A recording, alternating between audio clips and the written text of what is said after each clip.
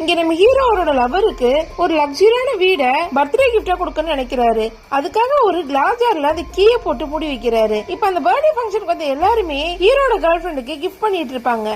அப்ப அங்க வந்து ஒரு பணக்கார ஒருத்தன் ஹீரோ கண்ணு முன்னாடி அவரோட கேர்ள் ஃபிரெண்டுக்கு ஒரு நெக்லஸ் மாட்டி விடுறான். இப்ப அந்த கேர்ள் ஃபிரெண்ட் ஹீரோட கிஃப்ட் ஓபன் பண்ணி பார்த்தா அதுல ஒரு ஜார் இருக்கு. உடனே அந்த கேர்ள் ஃபிரெண்ட் பக்கத்துல இருந்த அந்த பணக்காரன் கொண்டு வந்து கொடுத்த நெக்லஸ் $50,000 இருக்கும். இங்க அவரோட ஃப்ரெண்டு $8,000 ஸ்கின் கேர் ப்ராடக்ட் வாங்கி கொடுத்திருக்கா. ஆனா நீ வெறும் $30 ஒரு ஜாரை மட்டும் வாங்கி வந்திருக்க. ஒரு கேர்ள் ஃபிரெண்டுக்கு இப்படியா கிஃப்ட் தருவாங்கன்னு எல்லாருமே கிண்டல் பண்றாங்க. அப்ப கூட நம்ம ஹீரோ அந்த ஜார்ல இருக்க ஸ்டார்ஸ் எல்லாமே என் கையாலேயே நான் செஞ்சது, அது 1000க்கும் மேல இருக்குன்னு சொல்றாரு. இது கேட்டு சுத்தி உள்ள எல்லாருமே சிரிக்கிறாங்க. அந்த கேர்ள் ஃபிரெண்டோட ஃப்ரெண்டு ஒருத்தி நீ எல்லாம் அவளை கல்யாணம் பண்ணிக்கிறதுக்கு தகுதியே இல்ல, ஏன்னா ஒரு பெரிய கம்பெனில CEO ஆக போறா, இவளை கல்யாணம் பண்ணிக்கிறதுக்கு இவன மாதிரி ஒரு பணக்காரன் தான் வேணும்னு சொல்றா. இப்ப நம்ம ஹீரோவை பிரேக்கப் பண்ண கூட அவ ரெடி ஆயிடுறா. ஆக்சுவலா ஹீரோ தான் அந்த கம்பெனியோட ஓனர்னு அவளுக்கு தெரியாது. தன்னோட கேர்ள் ஃபிரெண்டுக்காக கிஃப்ட் அந்த கம்பெனி தரத்துக்காக தான் அவளை சிஇஓவா அப்பாயிண்ட் பண்ணிருப்பாரு. அது தெரியாம இவ்வளவு கேவலமா அவளை பேசிக்கிட்டு இருப்பா. இப்ப அந்த இடத்துக்கு அவளோட அப்பா அம்மா வராங்க. அவ ஹீரோ பிரேக்கப் பண்றதை பார்த்து ஷாக் ஆகுறாங்க. வச்சிருக்க வீட்ல இருந்து உங்ககிட்ட இருக்க எல்லாமே அவரோடது,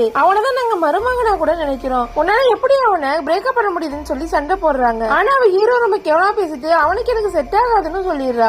ஹீரோ கடைசியா ஒரு முறை இந்த ஜாரோட வேணாமான்னு கேக்குறாரு. வேணான்னு சொல்லிட்டு தூக்கி போட்டு உடைக்கிறா. பார்த்தா அதுல அந்த லக்ஸரியான வீட்டோட சாவி இருக்கு. இப்ப அங்க இருக்க எல்லாருமே ஷாக் ஆகுறாங்க. அவளுக்கும் எவ்வளவு பெரிய தப்பு பண்ணிருக்கோங்கிறது அப்பதான் புரியுது. ஹீரோ அந்த இடத்துலயே நான் அவனை பிரேக்கப் பண்ணிக்கிறேன்னு சொல்லிட்டு கிளம்புறாரு. அவளோட ஃப்ரெண்டு கூட சும்மா தானே சொல்றீங்கன்னு கேட்டா இல்ல நான் உண்மையாதான் சொல்றேன், அவளுக்கு எனக்கு இனிமே செட் ஆகுன்னு சொல்லிட்டு அந்த இடத்துலயே அவளை பிரேக்கப் பண்ணிட்டு கிளம்பிடுறாரு.